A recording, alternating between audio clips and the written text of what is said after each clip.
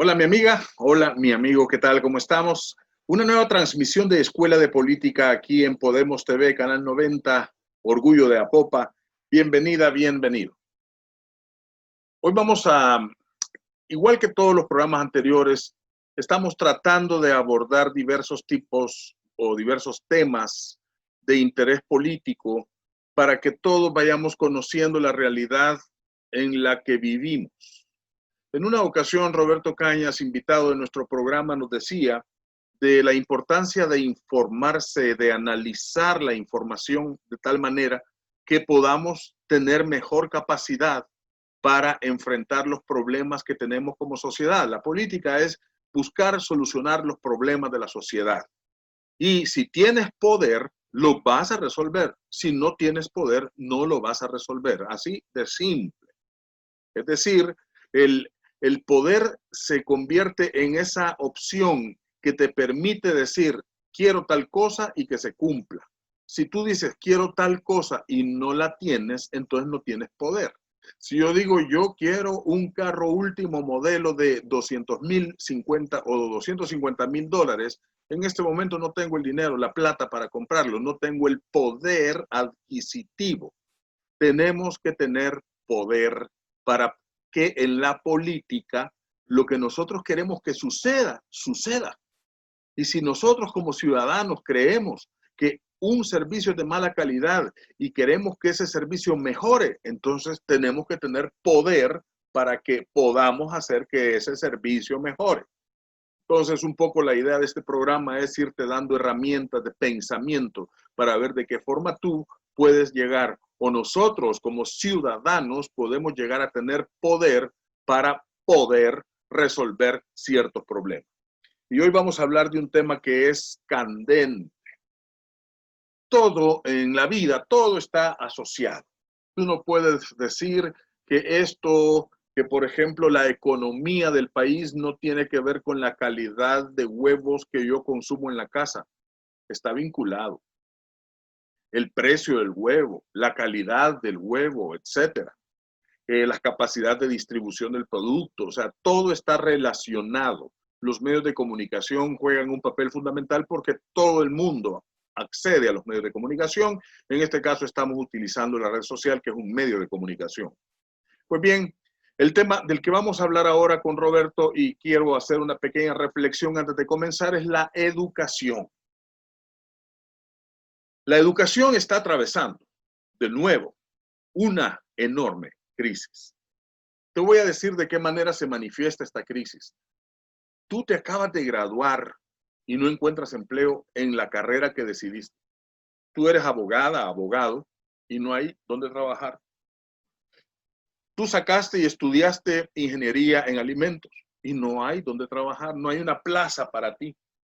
Tú te acabas de graduar de licenciada en educación especial y no hay dónde ir a trabajar. Y así en otras y otras y otras carreras te vas a dar cuenta de que te gradúas y no encuentras empleo.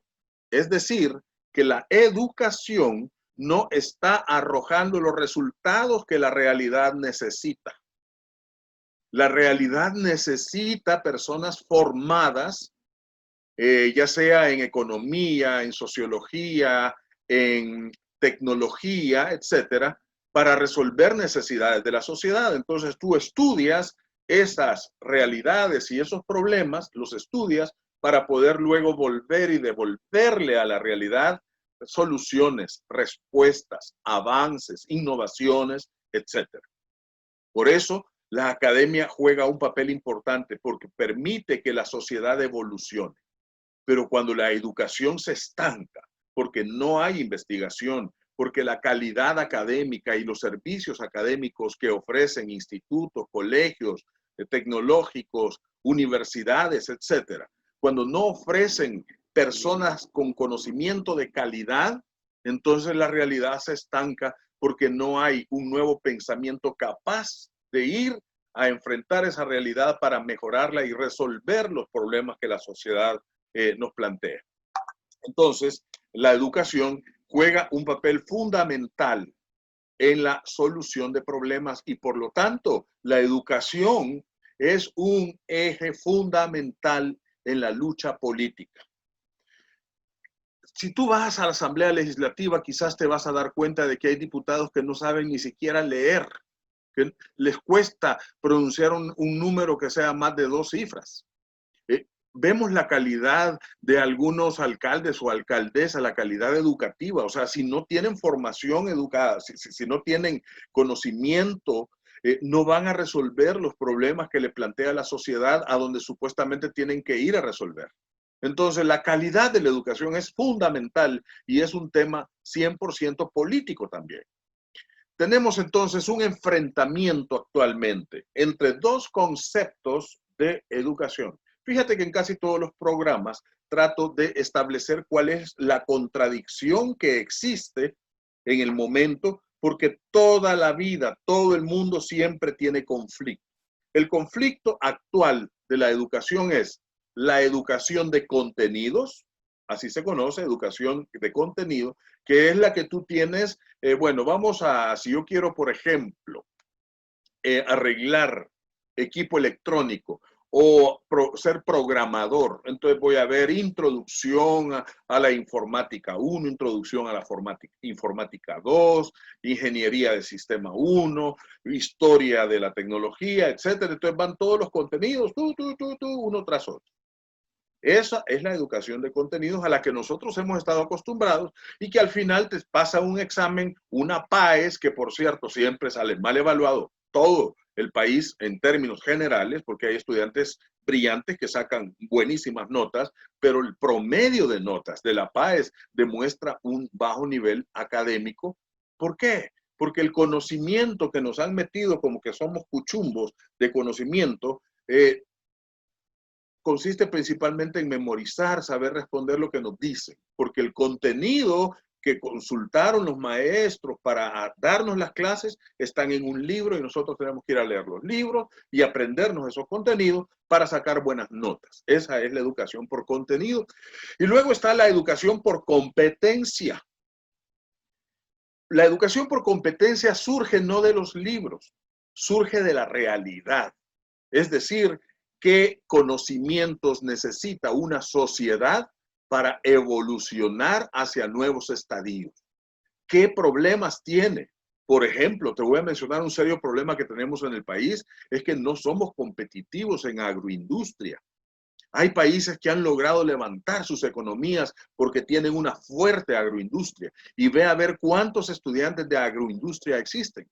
Sin embargo, en las redes sociales hay muchos contenidos que tú puedes absorber si sigues con disciplina los contenidos de la educación y puedes ir de un solo a resolver problemas de la sociedad, problemas de la economía, problemas de tu colonia, problemas de tu hogar, problemas psicológicos, salud mental, etcétera, sobre la base de los problemas. Entonces, estamos entrando en una nueva era de la educación donde los contenidos van a ser, o la competencia, más bien dicho, las necesidades son las que van a determinar los contenidos de la educación. Ese es el conflicto. En cuanto que la academia arroja personas formadas con libros, son inútiles a la hora de enfrentar la realidad, porque los maestros que están dando y repitiendo una y otro año los mismos contenidos, la realidad va moviéndose, la realidad se va moviendo y el conocimiento va quedando rezagado. El conocimiento entonces se estanca en la sociedad y enfrentados a eso estamos. Tenemos una enorme cantidad de problemas, pero no tenemos personas educadas para resolverlo, incluidos los políticos. las políticas, incluidos los funcionarios públicos. Entonces, esta crisis educativa que estamos viviendo en este momento es la que tenemos que ir tratando de resolver. Vamos a un corte y regresamos con nuestro invitado Roberto Cañas. Hola, Roberto. Hola, Roberto. ¿Y qué onda? ¿Estamos listos? Vaya. Ya hice la pequeña introducción diciendo que, que existe un conflicto entre la educación por contenido y la educación por competencia y que la sociedad no está teniendo la calidad educativa que demanda para evolucionar o resolver problemas y que eso se refleja incluso en la clase política. Más o menos eso dije. Bueno, démosle. ¿Tenés algún punto que vos creas que es fundamental tocar para el tema educativo? Pues el tema es situar la educación en la pandemia. El hecho de que de manera brusca se pasó de una educación presencial a una educación en línea para la que nadie estaba preparado, ni los docentes. Vaya, espérate, que no estoy grabando, ahorita empiezo. 3, 2, 1 y bienvenido a la segunda parte de nuestro programa, una entrevista con Roberto Cañas, quien ya nos ha acompañado en otras ocasiones y tiene una visión muy profunda sobre el tema de la educación. Hola Roberto, ¿qué tal? ¿Cómo estás? Muy bien, buenos días, ¿qué tal? O buenas tardes o buenas noches. Depende del momento porque esto queda colgado en el canal de Apopa. Así que un saludo cordial a todos los que nos están viendo. Gracias, Francisco, por invitarme. Bueno, para mí siempre es un gusto, porque además me trae muchos recuerdos, todas las experiencias vividas juntos, haciendo política. Y bueno, sé que también me puede dar clases de política por la experiencia acumulada. Ahora yo quisiera que nos refiriéramos un poco al tema educativo, no desde la perspectiva coyuntural, sino de la perspectiva estructural.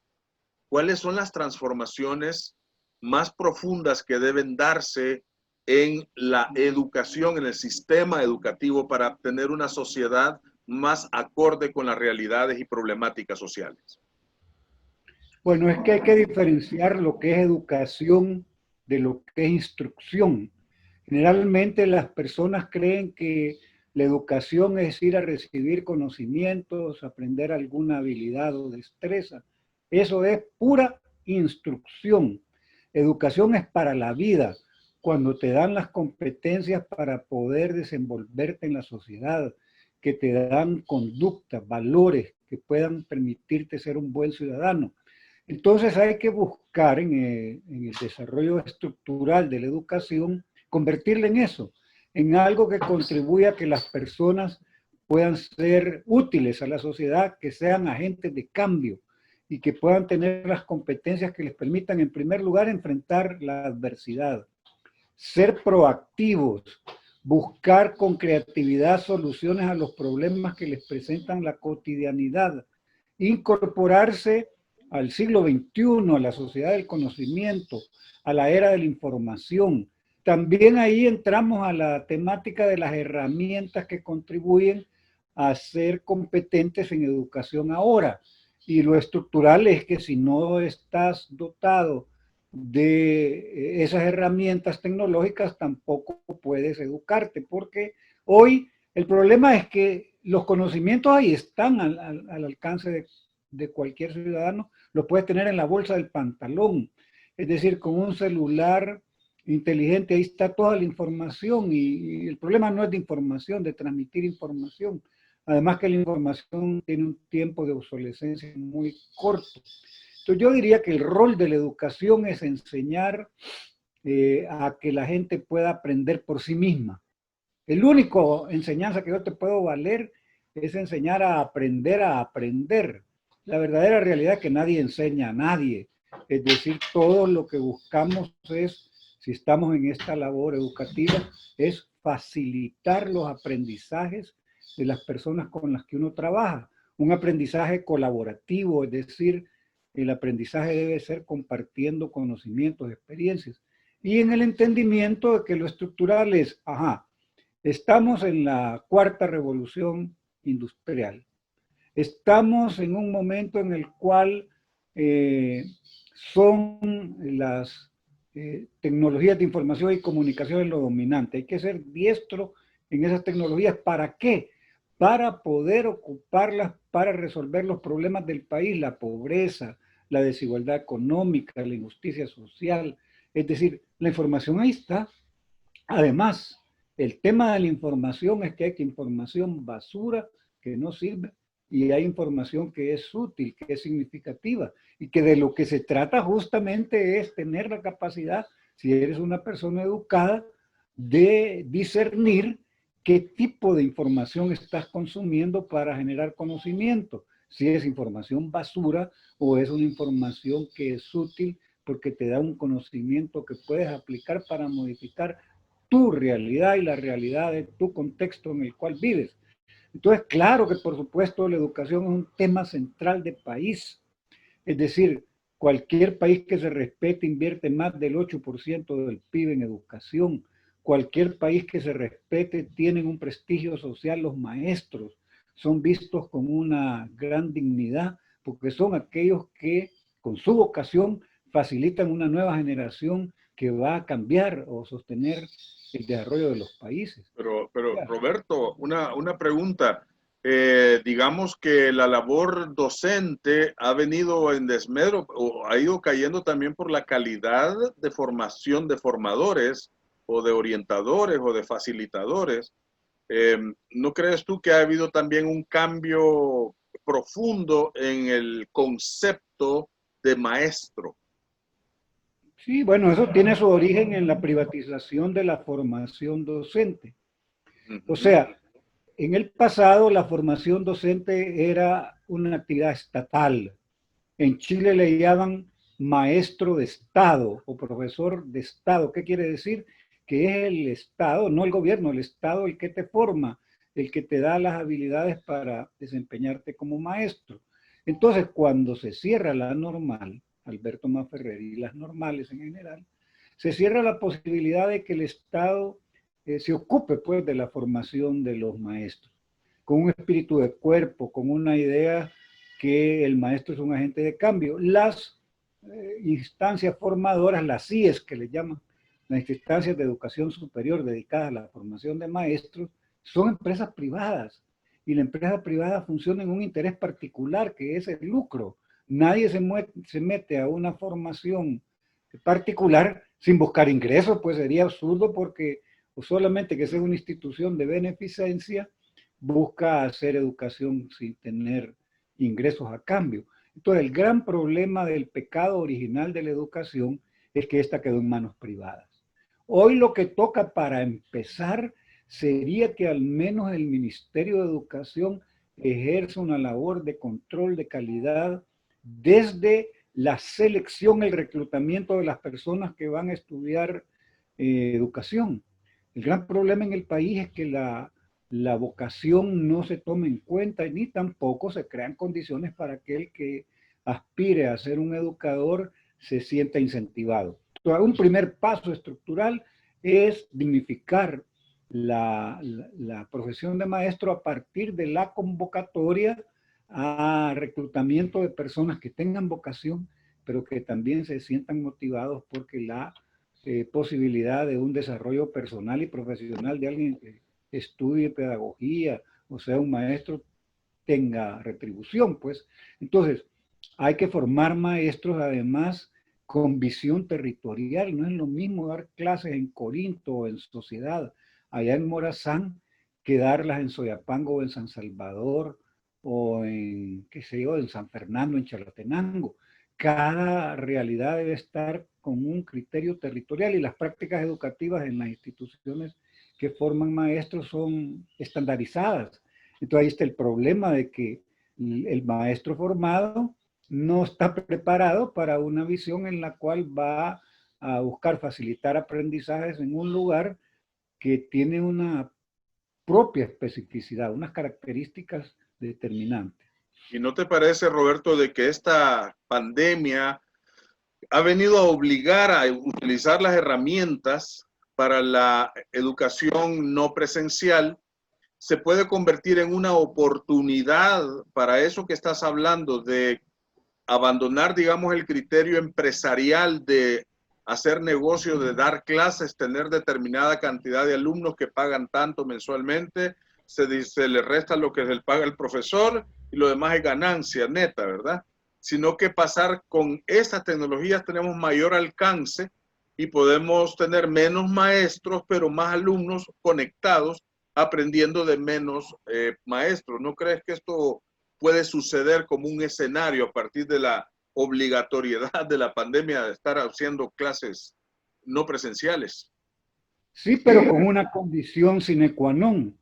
No puede haber educación en línea si no hay condiciones materiales para que ésta pueda darse. ¿Qué estoy queriendo decir con eso? Es decir, yo le puedo decir a un estudiante que pueda gestionar su propio aprendizaje si tiene una computadora, si tiene una computadora conectada a Internet, si tiene la cultura tecnológica para poder aprovechar la computadora y el Internet para aprender y ese aprendizaje sea significativo. Entonces, para empezar, hay una oportunidad que hay que crearle condiciones materiales. Por ejemplo, debería de haber un bono digital en el cual en la Asamblea Legislativa apruebe que cada estudiante que exprese su deseo de seguir dedicándose a aprender se pueda aspirar a que el Estado le dé un financiamiento para que compre su computadora y pueda pagar el internet, que estamos hablando de una computadora, vale, ¿qué? $600, hay de 400, no sé cuál pueda poder comprar, pero además hay que pagar $60 de mensuales de los datos de internet. Entonces no es así nomás que decir, ¿cómo no pasemos a la educación en línea? Es una oportunidad, qué galán, no es así nomás. Yo no tengo condiciones materiales, aunque a mí me digan que es la quinta maravilla del mundo la educación en línea, me lo puedes demostrar si me das una computadora conectada a internet y con el conocimiento para que yo pueda usarla. Es como lo que sucede con los maestros. A los maestros les puedes enseñar Google Classroom, que es una herramienta tecnológica. Vaya, es como que si ya le enseñaste a manejar a alguien. Vamos a usar la figura del carro. Le enseña Google Classroom, sabe manejar un carro, pero no tiene carro. Entonces hay que comprarle la computadora para que sepa manejar y tenga el carro que va a manejar. Pero además hay que echarle gasolina al carro. Eso significa que hay que tener datos, hay que tener un contrato en internet para poder conectarte. Entonces, ya sabes manejar, tenés conocimientos de Google Classroom, ya sabes tener carro porque te dieron una computadora y ya lo podés usar porque tenés datos. Ajá. Y lo otro es para dónde lo vas a llevar. Y eso significa la parte didáctica. Porque yo puedo tener Google Classroom y eso no significa nada. Le voy a poner un PowerPoint ahí, voy a estar hablando una hora en la cual a los 10 minutos los estudiantes van a estar consultando el teléfono celular y yo hablando y hablando como estoy hablando aquí, creyendo que todos me están escuchando. Entonces yo creo que la cosa no es tan simple. Por supuesto que sí, el futuro está en la educación en línea, en el aprendizaje autogestionado. Ya no necesito yo una cosa sincrónica como la que estamos haciendo en este momento, sino como va a quedar ahí en el canal Podemos de Apopa, totalmente sincrónica. Aquel que le dé la gana porque se queda desvelado hasta la 1 de la mañana, ahí puede ver a Francisco en el programa de Apopa tranquilo. Y aquel que se levanta temprano porque a las 5 de la mañana le gusta, funciona también. Así es la educación, así debería de ser, totalmente sincrónica. Y hay, claro, hay una cosa que no se puede sustituir, es el vínculo del factor humano de la relación docente-estudiante, que es lo que da la escuela, pues, el aula. Es decir, no se puede sustituir totalmente tampoco. Es decir, el maestro es aquel que gestiona, facilita el aprendizaje, es un mediador, esa mediación no la puedes obviar, porque en esa mediación se pueden modelar comportamientos, se puede ayudar a resolver dudas y se puede plantear visión de futuro. Pues yo diría que no es simplemente, dejemos la educación presencial, pasemos a la modalidad en línea. Es híbrida, Híbrida quiere decir una combinatoria de educación, cuestión que ya estamos hablando, cuestiones complicadas porque plantea la apertura de clase. Y aquí te voy a dar una cuestión que nadie habla, pero que es fundamental. ¿Cuándo se van a abrir las clases? Mi valoración es que terminamos el año escolar 2020 en la casa, la escuela en la casa. Eso nadie lo dice porque a nivel de los colegios privados eso significa que nadie va a pagar las cuotas y entonces es poner en quiebra a todo el sistema escolar privado. Pero es la realidad y yo creo que no se puede entender lo que está pasando sin un sentido de realidad. La realidad es que esto va para largo y este año escolar, ojalá esté equivocado, pero mi valoración a partir del conocimiento que tengo de la realidad educativa del país es que se va a hacer no presencial y que lo que hay que empezar a discutir, pero sin miedo, es cómo va a regresar a la escuela la población estudiantil. Es evidente que no puede regresar al aula salvadoreña donde hay, no es multigrado, sino que es multigrande. Es decir, son aulas que tienen 50 estudiantes o más, y el contacto personal, el quitarse la mascarilla, el ir al local de recreo, eso es inevitable. Entonces, hoy hay un concepto que en El Salvador ni siquiera se ha planteado que se llaman las aulas burbuja. Es decir, además las condiciones de las aulas salvadoreñas no dan para una distancia social de 1,5 metros o más entre estudiantes y todos con mascarilla. Va a ser un desafío extraordinario. Pero tú no puedes decir que la educación no importa. Ajá, no importa y son 1.200.000 estudiantes. Ajá, no importa y son más de 50.000 maestros. Ajá, no importa y cuál es el futuro del país, el futuro de los ignorantes. Es el futuro de personas que tienen conocimientos y los aplican para cambiar la realidad. Entonces, por supuesto que es importante la educación. Y aquí, en la cuestión del diseño de la política pública, hay que lidiar al mismo tiempo, en paralelo con garantizar la salud y la vida de las personas, los ingresos y la actividad económica, y el tema educativo, todas las cosas al mismo tiempo, lo económico, lo de la salud, lo de la educación, todos los aspectos, como que si sos un malabarista que se pone en un semáforo y tiene 4 o 5 botellas, que tiene una en la mano y 4 en el aire. Bueno. Eso es lo que hay que plantear.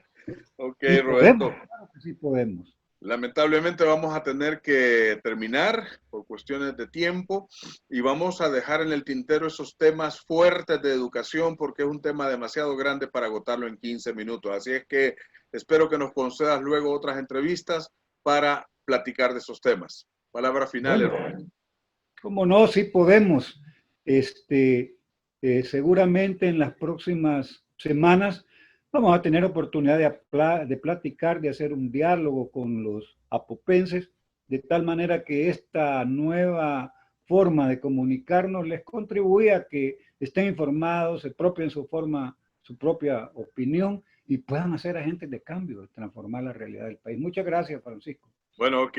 Bueno, buena idea que podamos meter aquí en este salón virtual a unas 2 o 3 personas más para hablar del tema.